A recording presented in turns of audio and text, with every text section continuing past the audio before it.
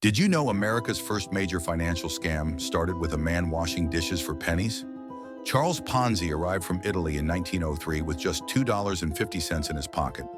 For years, he scrubbed plates in Boston restaurants, dreaming of wealth.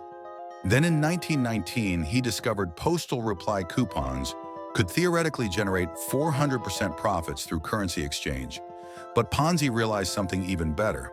He could pay early investors with money from new investors. Within months, thousands lined up around city blocks, desperate to invest their life savings. Ponzi bought mansions, custom cars, and lived like royalty.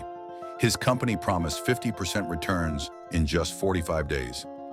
$15 million poured in from working families betting everything. But on August the 2nd, 1920, financial journalist Clarence Barron published a devastating investigation. The math was impossible. There weren't enough postal coupons in existence. Within days, the scheme collapsed completely. Thousands lost everything they owned, while Ponzi's name became synonymous with financial fraud forever.